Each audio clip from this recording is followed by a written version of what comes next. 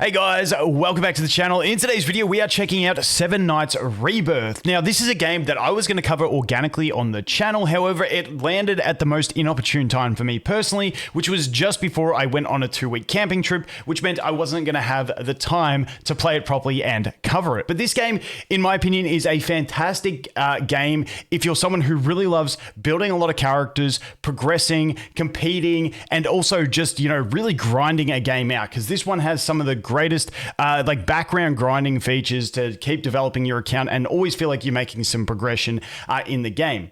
Now, the first thing that I do want to touch on is the story presentation in this game.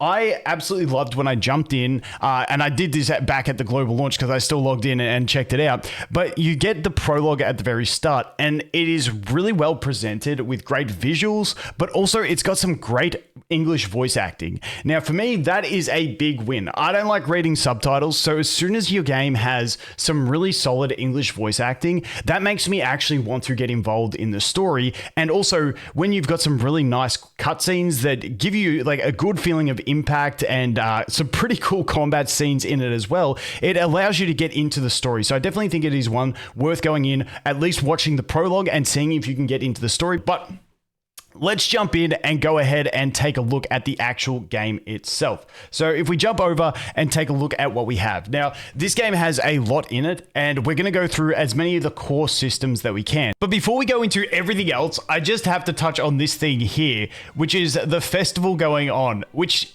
to me is ridiculous, which makes this an insane time to go ahead and start the game. They're giving away over 7 days of logins, 7 selectors to do with the 7 Knights. Now, I'll talk more about the strategy and my thoughts around this later on, but the fact that they're giving you 7 selectors where you can select one of the really cool core characters in here, and some of them do seem to be pretty solid from what I can tell. So 7 selectors straight off rip when you jump into the game at the current state, in my opinion, is absolutely crazy. So I just wanted to highlight that at the start. We'll touch more on it a bit later on. If we go purely and take a look at our heroes, this is where we're going to get started. So obviously we have all our different heroes. Now they're going to have their different abilities, different equipment as well. You can see here that I currently only have 3 equipment slots. You can unlock other equipment slots, which we'll talk about when we talk about sacrificing fodder units in a little bit. So you can see here that I've got Rachel. Now she has been starred up. She's a legendary character, and I have started her up to 6-star.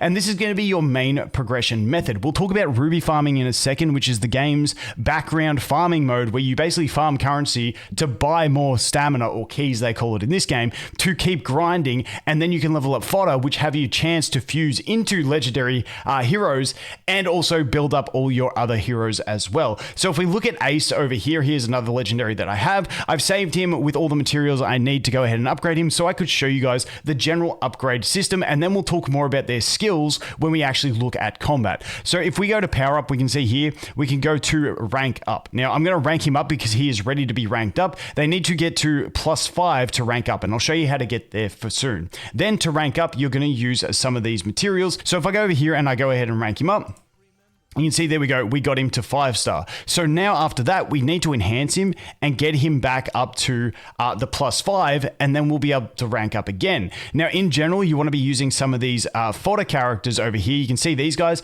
at level 30. I've leveled them up. Now I'll talk about why I've leveled them up in a minute, but there is that background farming method where you can level up, actually I won't use him, you can level up these so-called fodder characters, and that when you get them to max level, you just get rubies, which is the premium currency. And so then you can fodder them off and away you go. Now you can feed the level 1s, but you'd rather level them up to 30 because then you get the ruby refunding from doing it. I'll explain that all a bit more in a second, but just for the sake of demonstrating, we're going to go ahead and slap some. Actually, we'll leave these guys out because they can be starred up. These guys are at their max star level, so we can put a couple of these guys in. Unfortunately, we're sort of strapped on how many that we've got, so I'm going to do the thing that you probably shouldn't do there, only 1%. We want to get the 3 stars, but we're just going to slap a few in here. which I shouldn't be doing. I should be leveling them first. This guy's only 1% though. He can drop out. And now what we're going to do is we're going to enhance. You can see each of them has a percentage, and that's a percentage to go ahead and give him an extra +1. So if we go enhance, you can see it's going to rinse through them. We got 1 success, 2 success. Okay, 2 successes. There we go. Essentially, I'm not going to waste any more resources doing it, but you want to get him to +5 doing that method. Then you'll be able to rank him up using some of these bad boys into the next rank. And that's basically how I went ahead and did my Rachel over here, and that is your general upgrade process for upgrading your characters. Very, very simplistic. It's not overly complicated, and it is very easy to level characters.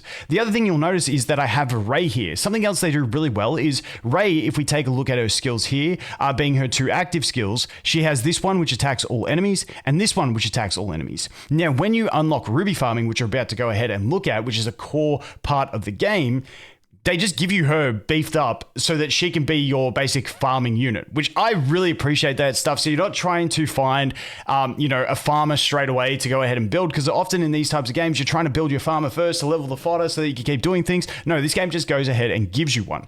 Now let's talk about that ruby farming in itself, and then we'll go through and talk about all the other game modes. So if we go over to ruby farming over here, it has an interface and it's pretty self-explanatory. You repeat event stages with one strong hero, leveling up other heroes along with them. Once those ones hit max level, you will get rubies, which is the premium currency. And then once you get those rubies, you use them to buy more keys to keep going. Because while you're running this, you're not only leveling up characters, which then you can fodder off later, but you're also getting extra equipment and all that sort of stuff as well. And if you look over here in the missions, you can see over on repeat missions, you can see how I've got 9 of this mission done.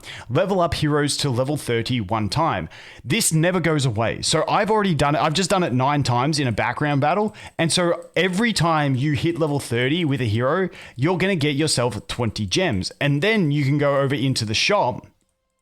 Once again, if we go back over here, you can go into the shop, and from the shop, you're going to be able to go ahead and ruby here, buy yourself extra keys with those rubies that you've earned. So it allows you just to keep farming and keep building up characters. Now you can go ahead and choose your stage. Now, as you get further, you will get better drops. But essentially stage 2-1 up till stage 7-1 gives you the same leveling efficiency, but you always want to go the highest for whatever -1 that you can. So if we hit there, we're going to go 4-1, and then I hit repeat adventure battle. So now I go over there, it's going to take me into the battle. It has this whole interface. You can use key bundles to keep yourself going if you want to. You auto replace characters. You can see here something that I haven't done. I was waiting to show you guys in the formation, but we have all different team formations. So if we go over here, you can see that the formation I have is 1 DPS in the back and then the 4 fodder at the front. Now this is a really nice thing because you can also upgrade these formations. So here you can see that the back row, because there's only 1 character, they get a really, really strong attack boost. Whereas if you have 2, it's a lesser. If you have 3, it's less. And if you have 4, it's less. So this one is the biggest attack boost you can get on your farming unit. So what you can do here is you can level this thing up and go ahead and just like crank it right up to give you, let's go to where I can, the most attack possible so that you can farm much easier. So this is like the cool little system that they have. Once again, you set your skill priorities. So you want to have your priorities of your farming unit set up. And then you can go ahead. You can also set auto sell for equipment. Because I'm very early game, I'm not going to set this up, but I can just start repeat battle. And what you'll see is all it's going to do is it's going to put in any character that I have, and you'll see what she's going to do. She's just going to come in here. She's going to absolutely clap the stage without even many issues. And you can see she just goes through all of them. AoE, AoE, job done. Farming stage complete. That's going to level up the fodder champions, fodder characters. And then once they hit max level, they will get automatically replaced. And so these guys that are level 29, as soon as this one finishes, they'll be level 30. They will be swapped out for another fodder unit, and then it will keep going. And then you can just hit minimize down here.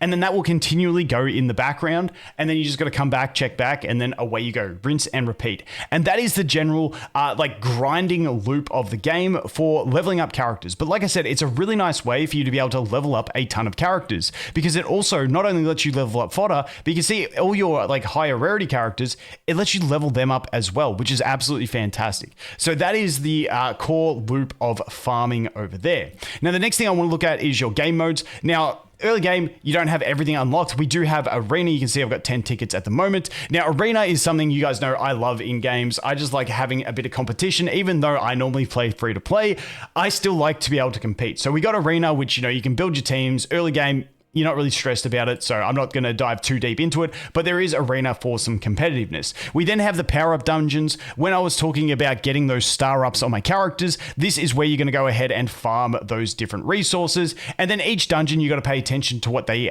require. For instance, the fire one, this requires, you know, it wants you to have freeze, whereas the darkness one, this is the one I farmed the most because the two characters I've been building are darkness.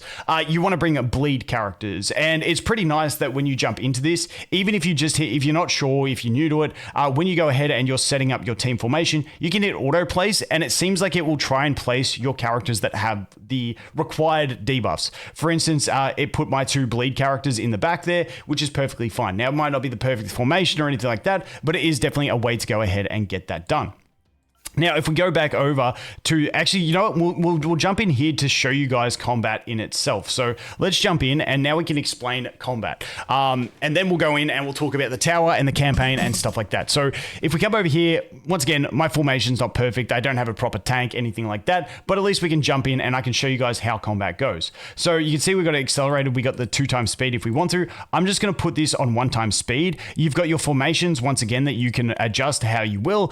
Early game, once again, I'm not trying to finalize my strategy yet. I'm just trying to get cooking on my teams. But skill queue, you can queue up to 3 skills in the order you want to if you decide to. Now, because in this one we want bleed, and you can see this skill has bleed, I'll queue up that. Then I believe, is it this one?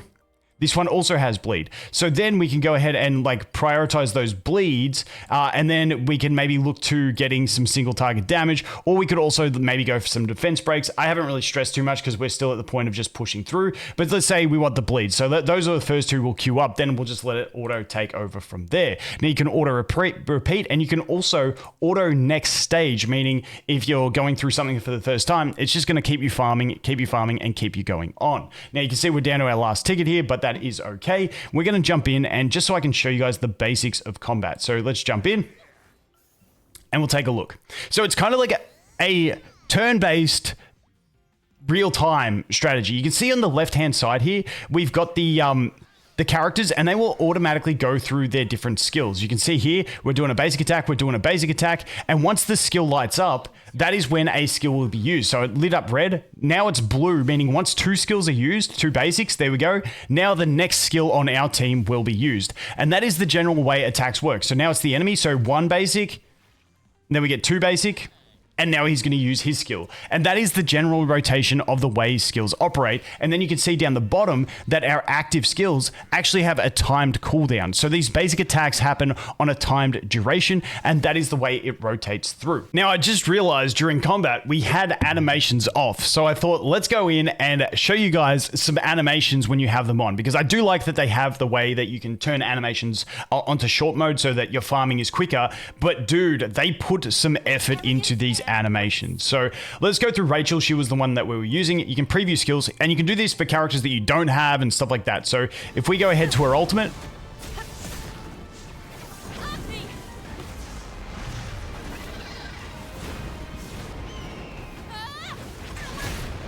you can see they go hard on animations. Now, if we go into the next one, if we go back out here, and you can scroll through any of the characters. Now, there's one dude that I think looks absolutely wicked, and I just think this guy with his wings looks nutty.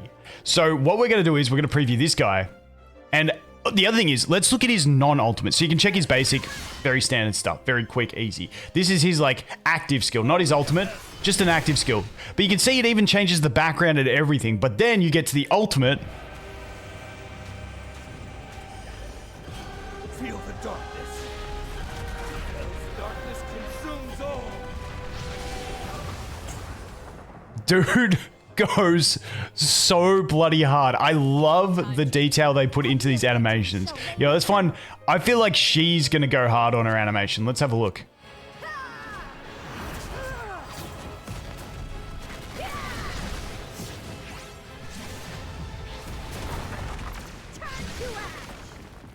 she just takes the whole building down. So you get that's the sort of vibe on Ultimates. Like I said, they do a fantastic job with their ultimate animations in the game. But let's go back to the general game modes. Now we have. I spoke already about the arena. That power-up dungeon is where you're going to get your power-up materials.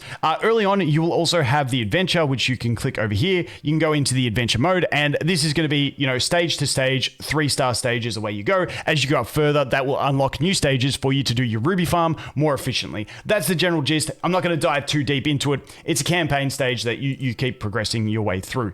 So that's that one. There is raids as well later on, and we also have the infinite tower. So this is a tower that you climb through the levels, get your rewards along the way, and just keep climbing. So those are the key early game modes, but then we get into more PvP and raids in the later game as you develop your account. But the early game is all about grinding out that ruby farm, progressing through the campaign, and just building up your roster as best you can. Now, the next thing that I want to go ahead and touch on, we'll go into, actually before we go into summons, let's talk about the events that are going on, because there is some crazy events. If we go over to, which one is it? There's one of the events here, and this one, 7K Festival check-in. So 7 night selector.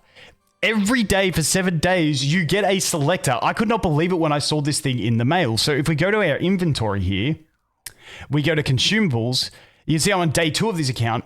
I've got 2 selectors. Now, I think the strategy would be to go ahead and pick up the same character multiple times to get them max dupe, because as you dupe them up, which is something I didn't go through in depth, as you dupe them up, you get enhanced effects on some of their skills. So I think for this, you probably want to pick one really good character and just go all the way on dupes. But once again, it's just really cool that you get that many selectors. I was just kind of waiting to progress until I hit like what I felt like was a brick wall in my progression, and then I was going to decide which one I wanted to go in on, whether I wanted to do dupes, whether I wanted to experiment. But that's a really cool thing that we are getting selectors for these like core 7 night characters, which I think is wicked. So that is that one. Now let's jump over into the summons and show you guys the summons. I do like the summon animation over here. So we have all the different banners. Now this guy's really nice, Theo, as like an even better farmer because he's got double AoEs in his kit. So he's not a bad one to go for. And then I'm not too sure exactly what the meta is on the other banners at the moment, but I just know this guy's a pretty decent farmer. And ideally, I don't want to be spending my rubies, especially as free to play, on summons. You know, I'd rather keep that loop of, you know, grinding, buying keys, and keep grinding going on. But for the sake of the video, let's go ahead and crank up the volume a little bit, and then we'll go ahead and do a 10 pull. Let's see how we go. I wish you the best of luck. I always like looking at summoning animations. This has got a pretty good summoning animation too.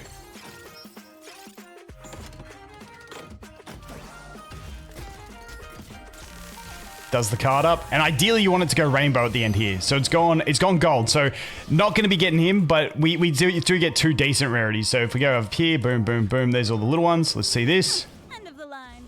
Another copy of our farming unit, Ray.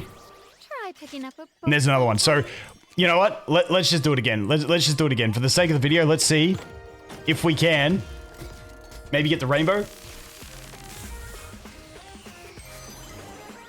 No rainbow, unfortunately. There we go. There we go. Oh, but we did get 3. Let's see. Gotta go. I'm so Okay, open all. Who were you calling a kid again? Sweet. And there we go. So that's another dupe. Okay, nice. So that is your general summon system in the game. And like I said, then besides that, your general gameplay loop is going to be, as a newer player, progress through the adventure. When you're not progressing through adventure, make sure you're running the ruby farm. When you're not, and then once the ruby farm's finished, like this one, you can see this is all the drops I got, everything that I did. You just hit restart, repeat battle, and then away you go.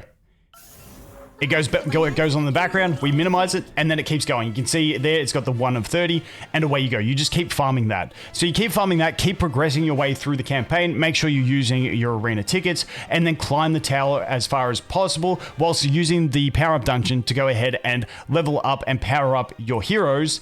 And then as you progress, you keep starring them up, and that is the general gameplay loop through the early game. Once again, at the end game, then it becomes more about the PvP and the raid side of things, but that is the general look at Seven Nights Rebirth. And just to recap, a couple of the things that we do have coming with the half anniversary with the game, we do have a bunch of freebies, including 4-star legendary accessory boxes, weapon selectors, armor selectors, along with those 7 character selectors that we mentioned earlier on in the video, plus a ton of extra summon vouchers and pet summon vouchers. So there is a bunch of freebies to go ahead and obtain in the game right now. And as another part of the celebrations, they're going to have a brand new idol costume for Yonhee that is going to be available. So if you guys have any other questions that you want to know, please leave it in the comments. But in general, that is the general gist. Also, something I forgot to mention is they do the costumes as well, which is a really cool touch. So you can go ahead and get all the different costumes on your characters, which I always appreciate that sort of stuff, because even though I'm not one who is massive on having all the different outfits, it just adds a bit of variety and spice to the characters to make them feel a little bit fresh when you're playing them all the time. So that is going to be everything that I want to go through for Seven Nights Rebirth. Once again, a massive shout out to Seven Nights Rebirth for sponsoring this video. And if you guys do want to play the game, I will have that link in the description and the pinned comment below. But as always, guys, thanks for watching. Hope you have an awesome day, and I look forward to seeing you in the next one. Cheers.